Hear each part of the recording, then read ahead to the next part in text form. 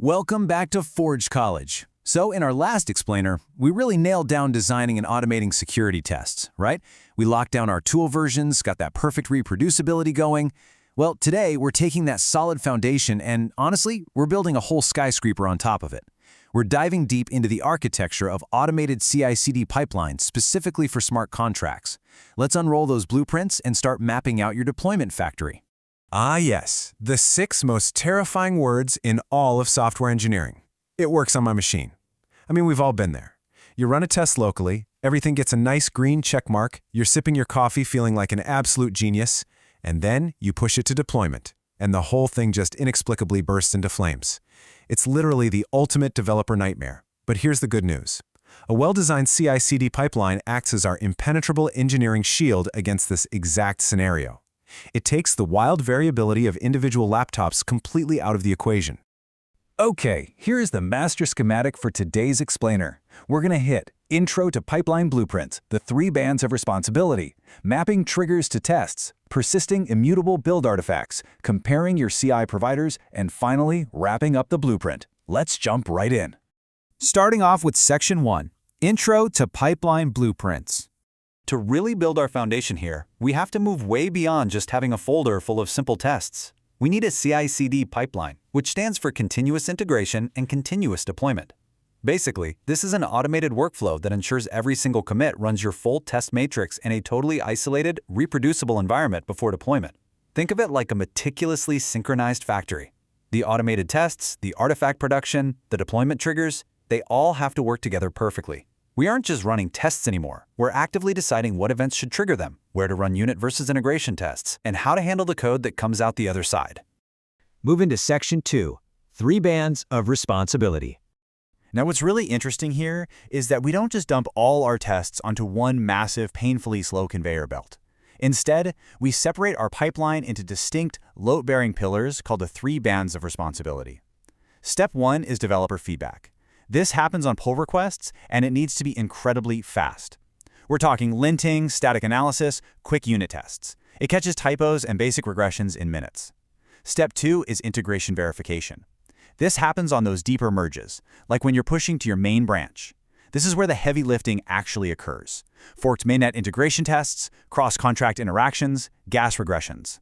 And step 3 is release gating. This is basically the secure vault at the end of the line.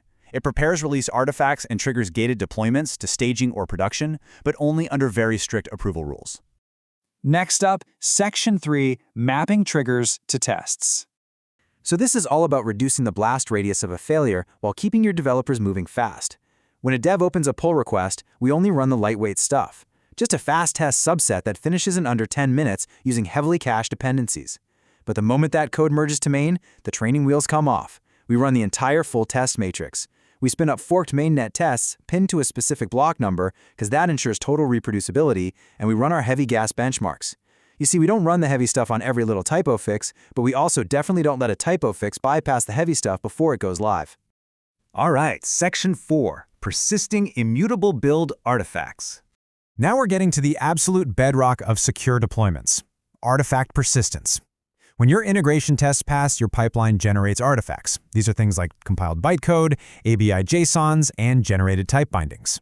Now, the absolute golden rule here, and I cannot stress this enough, is never, ever recompile between testing and deployment. No way. If you recompile, you risk slight compiler variations slipping in, and that means you're deploying code that is technically different from the code you literally just tested. Instead, we persist these build artifacts immutably. We create a single, unbreakable source of truth that all the downstream deployment jobs just download and use directly. Let's look at how this logic actually builds out in the real world. You've got to configure your pipeline with strict conditional logic. You set up a fast check job that runs dependency installs, and then a heavier, full build job that only runs on a push to main. But you configure it so that the heavy build won't even start unless those fast checks pass first. Finally, you just make sure your final step immutably uploads that compiled output. It's like a perfectly choreographed dance. Moving right along to Section 5, Comparing your CI providers. Before we finalize our engineering plans, we need to choose the best plot of land to build our factory on. And honestly, there's no one-size-fits-all answer here. Your project's specific constraints really should dictate your provider. GitHub Actions? Fantastic. It's ideal for single repo workflows with deep GitHub integrations, handling artifacts in protected environments beautifully right out of the box. But if you have massive compute needs or custom toolchains, you might want self-hosted runners like GitLab or CircleCI. That gives you total control over local caching and your secrets. And for massive organizations that need extreme parallelization, managed CI like BuildKite or Drone, paired up with external artifact stores like S3, that really becomes the gold standard. And finally, Section 6, wrapping up the blueprint. All right, let's roll up these architectural drawings and review the critical design decisions we've locked in today. First, partition your pipeline into those 3 bands: fast feedback, deep verification, and gated deployment. Second, map your event triggers logically so you aren't just wasting compute on every single PR. Third, strictly persist your immutable artifacts. Again, no recompiling before deploy. And finally, document your CI choices based on your team size and specific constraints. This blueprint right here, it's your direct specification for actually implementing integration tools in the next phase. I absolutely love this quote from the source material because it perfectly summarizes the stakes. Design decisions about stage responsibilities, triggers, and artifact handling determine developer velocity and deployment safety. This isn't just, DevOps busy work. Building an automated CI/CD pipeline is about striking that perfect, beautiful balance between moving incredibly fast and maintaining an absolute, unbreakable security posture for your smart contracts. So I want to leave you with this question. Is your current deployment pipeline a sturdy, automated fortress, or is it kind of just a manual house of cards waiting for a bad merge on a Friday afternoon? It's time to build the fortress.